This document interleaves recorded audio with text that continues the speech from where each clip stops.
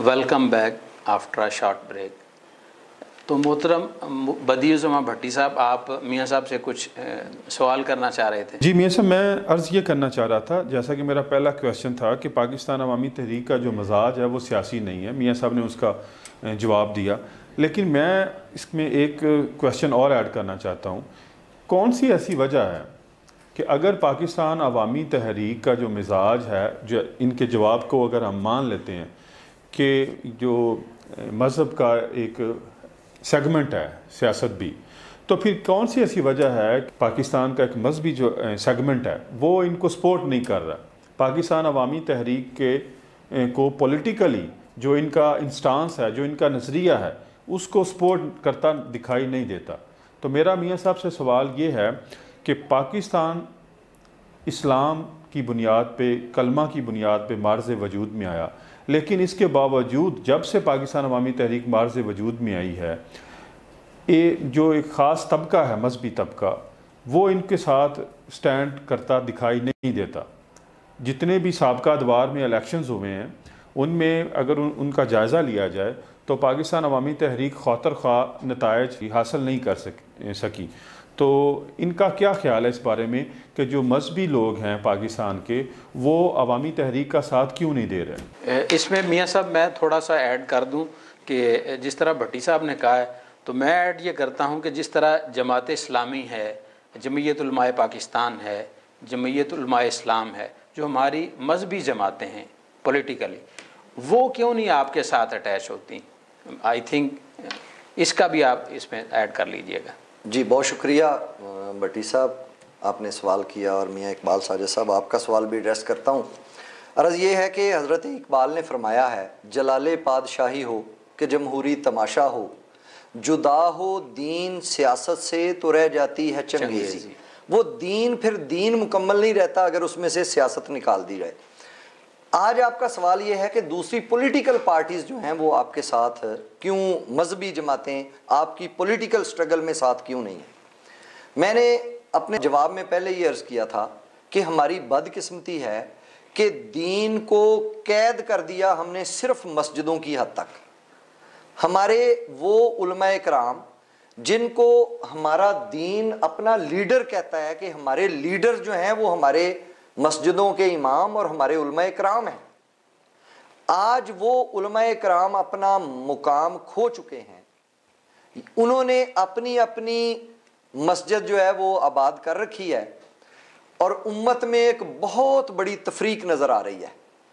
उसकी वजह ये कतन नहीं है कि इस्लाम में कोई इमाम है, बल्कि उसकी वजह सिर्फ एक है, और वो ये है कि हमारे रवैये इस्लामी नहीं रहे। हम शिद्दत पसंदाना रवैया रखते हैं और अपनी सोच को दूसरों की सोच पे इम्पोज करना चाहते हैं। देखें, मैं आपको एक मिसाल देके समझाता हूँ। डॉक्टर ताहिरुल कादरी साहब ने हमें ये बताया। उन्होंने कहा, बेटे एक तबका नमाज पढ़ता है, एक दफ़ा रफ़ा यदैन, पहली दफ़ा हाथ खड़े करके, तो वो नमाज अपनी पूरी कर देता है। एक तबका ऐसा है जो हर रिकत के बाद रफ़ा यदैन करता है, हर जगह हर अमल के बाद रफ़ा यदैन करता है। और तीसरा तबका ऐसा है जो हाथ छोड़ के भी नमाज पढ़ते हैं।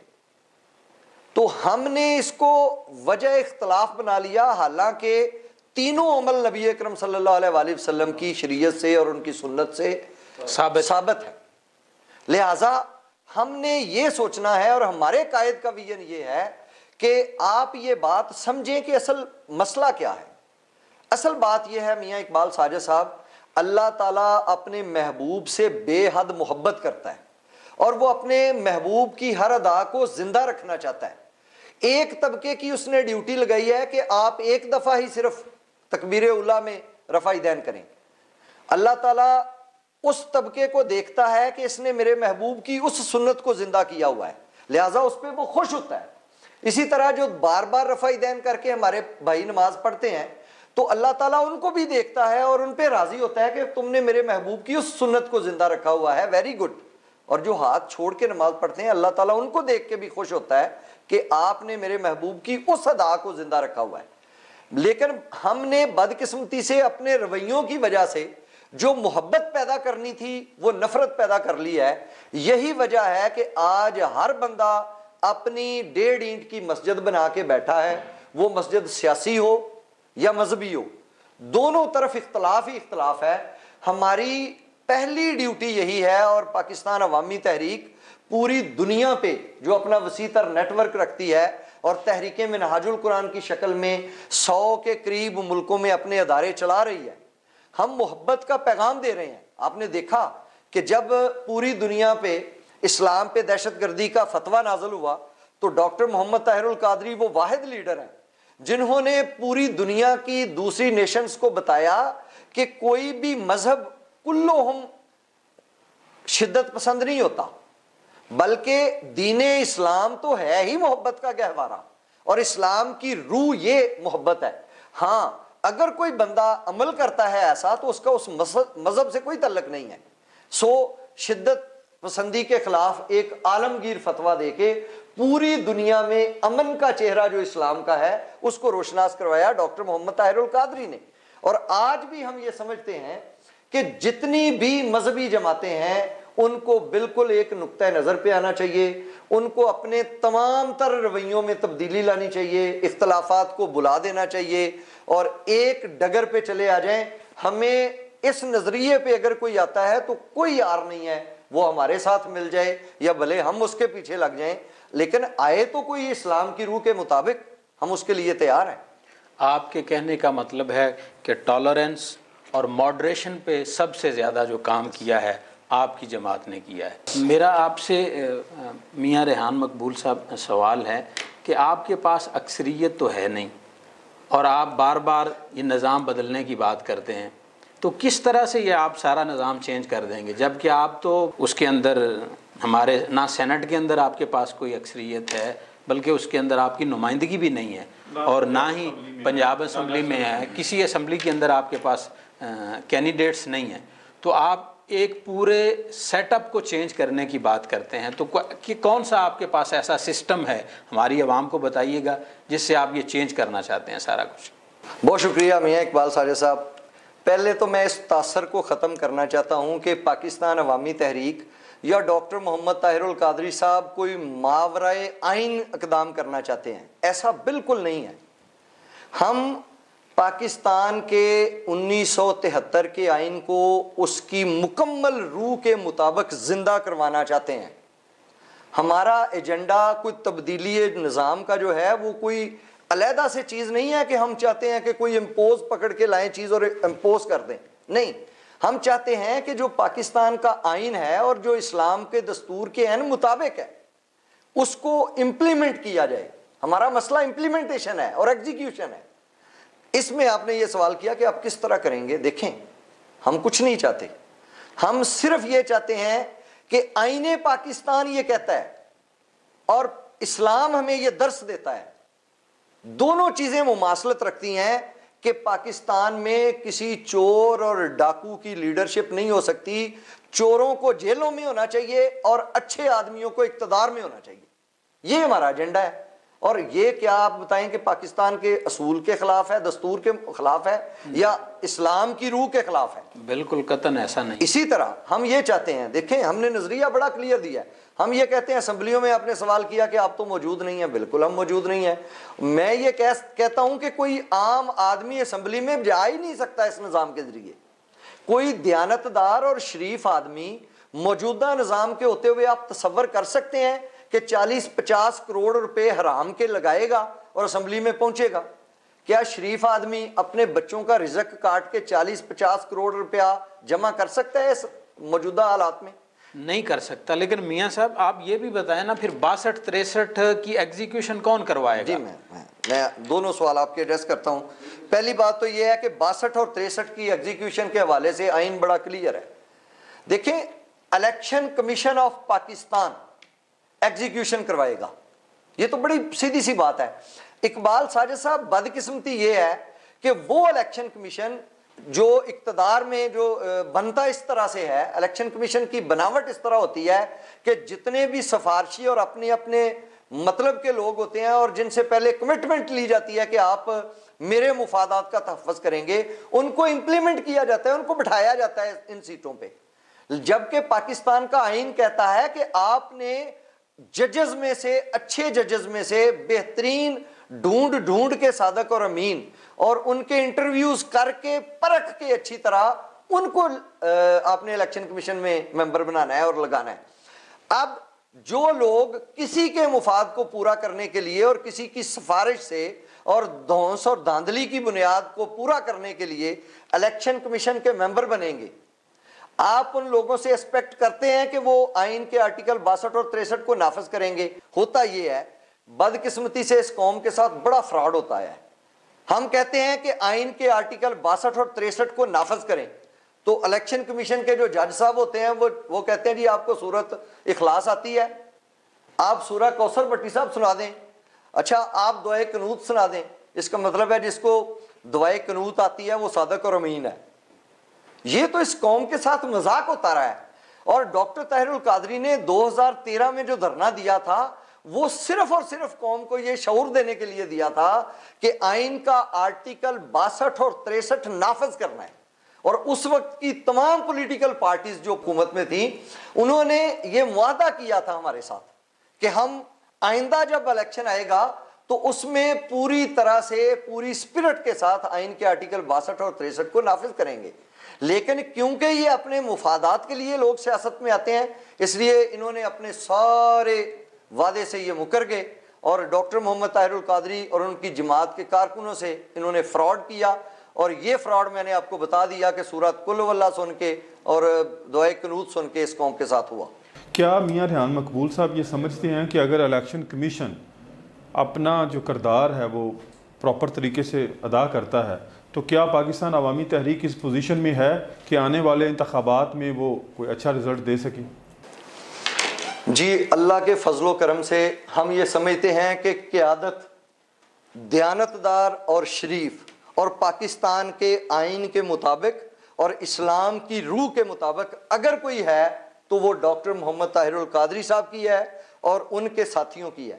میں چیلنج کر کے کہتا ہوں کہ اگر پوری دنیا میں اسلام کی عالمگیریت کے لیے اور وسعت قلبی کے لیے کے اعتبار سے جو ڈاکٹر طاہر القادری صاحب نے خدمات انجام دی ہیں، اگر کسی اور کے پاس ایسا ویژن ہے تو میں ایمانداری سے یہ کہتا ہوں کہ پوری پیٹ اس کے پیچھے ہوگی، آپ لے آئیں۔ لیکن اگر قیادت آپ نے ڈھونڈنی ہے تو وہ اس وقت دنیا میں صرف ایک ہے جس کا نام ڈاکٹر محمد طاہر القادری ہے، اور جماعت ایک ہے جس کا نام پاکستان عوامی تحریک ہے، جو خالص ہے اپنے نظریات میں، وہ مفادات سے پاک ہے، 40 سال سے اس سسٹم کے خلاف ایک جنگ لڑ رہی ہے، اور انشاءاللہ ہم سمجھتے ہیں کہ اگر آئین کے آرٹیکل 62 اور 63 کے مطابق الیکشنز آ گئے تو پاکستان عوامی تحریک اپنا بھرپور کردار ادا کرے گی۔ اور آپ سے یہاں پہ یہ آپ کے پروگرام کی وساطت سے بھٹی صاحب عرض کر رہا ہوں، انشاءاللہ 2/3 اکثریت لے کر پاکستان عوامی تحریک اسمبلیوں میں پہنچے گی۔ بھٹی صاحب، آج کل تو انصاف کا بہت بول بالا ہے، رات 12 بجے عدالتیں لگ جاتی ہیں، اور ماڈل ٹاؤن کا وہ کیس جو پوری دنیا نے دیکھا کہ ٹی وی پروگرامز پر سارا کچھ آیا، تو اس حوالے سے ہمیں بتائیے کہ قانون کس جگہ کھڑا ہے؟ کسی کے لیے تو رات 12 بجے عدالتیں کھل جاتی ہیں، اور کچھ لوگ دن دہاڑے جن کو پر گولیاں برسائی جاتی ہیں، ان کے لیے قانون کیا کہتا ہے؟ جی میاں اقبال ساجد صاحب، یہ ایک ڈیلیما ہے ہماری سوسائٹی کا کہ یہاں پہ اداروں میں ابھی بہت زیادہ ریولوشنری سٹیپس لینے کی ضرورت ہے۔ انفارچونیٹلی پچھلے 75 سالوں میں اس پہ کام نہیں ہوا۔ گو کہ ہمارے ادارے تمام سیگمنٹس کو کور کرنے کے لیے اس وقت موجود ہیں فیلڈ میں، لیکن اس کا جو ریزلٹس ہیں وہ خاطر خواہ نہیں نکل رہے۔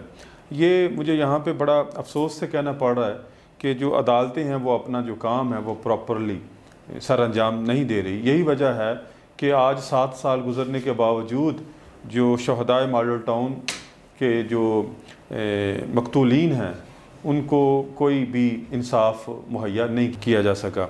تو میں سمجھتا ہوں کہ جوڈیشری میں بہت زیادہ ریفارمز کی ضرورت ہے، جس طرح دیگر شعبہ جات ہیں، جس طرح پولیس ہے، ایڈمنسٹریشن کا ریونیو ڈپارٹمنٹس ہے، اور اسی طرح ہیلتھ ہے، ایجوکیشن ہے، اس میں ریفارمز کرنے کی کوشش کی ہیں. بالکل اسی طرح جوڈیشری میں بھی بہت زیادہ ریفارمز کی ضرورت ہے تاکہ پاکستان کا جو عام شہری ہے اس کو جو اس کے جو رائٹس ہیں ان کو پراپرلی پروٹیکٹ کیا جا سکے.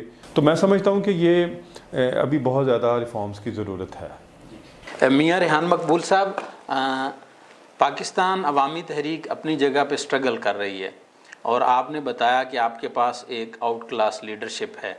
ابھی پاکستان کے موجودہ حالات میں وزیر اعظم پاکستان محترم میاں محمد شہباز شریف وہ اور ان کی ساری پارٹی، بے شک وہ ایک بڑے خود بھی لیڈر ہیں، وہ کوشش کر رہی ہے کہ ان کے جو بڑے لیڈر ہیں میاں محمد نواز شریف ان کو پاکستان لایا جائے. تو بحیثیت وزیر اعظم پاکستان وہ سٹرگل کر رہے ہیں کہ ان سے جو سپیریئر ہیں ان کو پاکستان لایا جائے. کیا آپ کی پارٹی کو اس طرح سے کوشش کر رہی ہے کہ آپ کا لیڈر تو ملک سے باہر ہے؟ لوگ کوشچن کرتے ہیں کہ آپ کی لیڈرشپ تو موجود نہیں ہے لیکن آپ خود سے اتنی سٹرگل کر رہے ہیں تو آپ کے لیڈر کو آپ کے ساتھ ہونا چاہیے. بہت شکریہ میاں اقبال ساجد صاحب. دیکھیں، ہر بندے کا ایک محدود رہنے کی اس کی جگہ ہوتی ہے. ڈاکٹر طاہر القادری کو جب ہم اپنے لیول پہ لا کے سوچتے ہیں تو پھر اس طرح کے سوال پیدا ہوتے ہیں. یاد رکھیں، ڈاکٹر محمد طاہر القادری کی شخصیت دو پہلوؤں سے خاص طور پہ جانچی جانی چاہیے. سب سے پہلے وہ ایک مسلمان ہے اور بحیثیت مسلمان ان کی شناخت ہے کہ وہ اسلام کا جو اصل چہرہ ہے، جو جدت والا چہرہ ہے، اس کو پوری دنیا میں روشناس کروائیں. ماڈریشن کا اس ماڈریشن کے چہرے کو جب تک ہم نہیں لے کے نکلیں گے تو دنیا میں ہمارے پاس جو تصور ہے اسلام کا وہ تو شدت پسندانہ تصور ہے. وہ تو 9/11 کے بعد یہ سمجھتے ہیں کہ مسلمان دہشت گرد ہیں. بالکل. اس صورتحال میں ڈاکٹر محمد طاہر القادری نے پوری دنیا میں امن کا جو پیغام دیا ہے اور اسلام کا جو ماڈریشن کا چہرہ دکھایا ہے دنیا کو، جو اسلام کا حقیقی چہرہ ہے، وہ انہوں نے پوری دنیا میں دکھایا ہے. اور آپ جانتے ہوں گے میڈیا والے احباب تو کہ ڈاکٹر محمد طاہر القادری کی 100 سے زیادہ ملکوں میں جہاں پہ تعلیمی ادارے ہیں، ان کی یونیورسٹیز ہیں، ان کے سکول کالجز ہیں، وہاں پہ وہ اسلام کا اصل چہرہ پوری دنیا کو، اقوام عالم کو وہ بھی دکھا رہے ہیں اور اسلام کی حیثیت سے، ایک مسلمان کی حیثیت سے وہ اپنا فرض ادا کر رہے ہیں. ہم یہ چاہتے ہیں کہ پاکستان میں جہاں پہ اخلاقیات کا سیاست میں جنازہ نکل چکا ہے، جہاں پہ ہر ادارہ 100% کولیپس کر چکا ہے، جہاں پہ اقتدار میں صرف چور، ڈاکو اور بے ایمان پہنچ سکتے ہیں، جہاں پہ عدالتیں رات کو لگتی ہیں اور دن کو سرے عام سوتی ہیں، جہاں پہ عوام پاکستان کا کوئی فائدہ کرنے والا نہیں ہے، جہاں پہ لوٹ مار کی سیل لگی ہوئی ہے، جہاں پہ گنڈوں کی منڈیاں لگی ہوئی ہیں، جہاں پہ ارکان اسمبلی سندھ ہاؤس ہو یا گورنر ہاؤس ہو، ہر جگہ پہ ان کی بولیاں لگائی جاتی ہیں، وہاں پہ ڈاکٹر طاہر القادری ایک گھوڑے کی مانند آئیں اور اپنی بولی لگوا کے چلے جائیں اور پوری دنیا میں اسلام کا جدت والا چہرہ کون روشناس کروائے گا؟ وہ پوری دنیا میں کام کر رہے ہیں اپنی اصل حیثیت کی طرف. ہاں، ان کا دوسرا کردار، وہ خود فرماتے ہیں کہ مجھ پہ قرض ہے اور وہ قرض ہے پاکستان کے عوام کا، اس دھرتی کا. بہت جلد ڈاکٹر طاہر القادری صاحب اپنے پورے ویژن کے ساتھ انشاءاللہ یہاں پہ موجود ہوں گے اور وہ لیڈ کریں گے اس مشن کو. آج میں آپ کے پروگرام میں یہ بریکنگ نیوز بھی دے رہا ہوں کہ ڈاکٹر محمد طاہر القادری صاحب انشاءاللہ بہت جلد پاکستان میں ہوں گے اور انشاءاللہ تعالی اس نظام کے خلاف ایک اپنا آخری حلہ بولیں گے. یہ نظام بالکل اب ریت کی اس دیوار کی مانند ہے جس کو ایک انگلی بھی لگائیں گے انشاءاللہ ڈاکٹر طاہر القادری تو یہ انشاءاللہ بالکل گر جائے گا.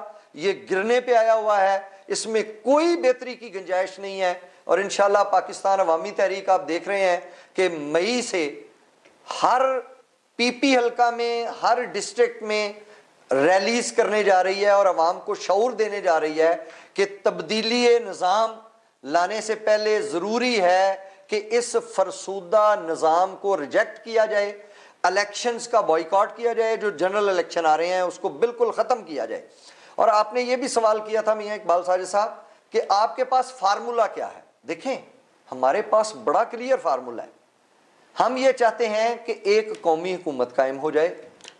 مطلب صدارتی نظام کے آپ حق میں ہیں؟ جی نہیں. بالکل بھی نہیں. دیکھیں میں آپ کو عرض کروں, نظام میاں اقبال ساجد صاحب کوئی سا بھی ہو, اس میں اچھائیاں بھی ہوتی ہیں اور برائیاں بھی ہوتی ہیں.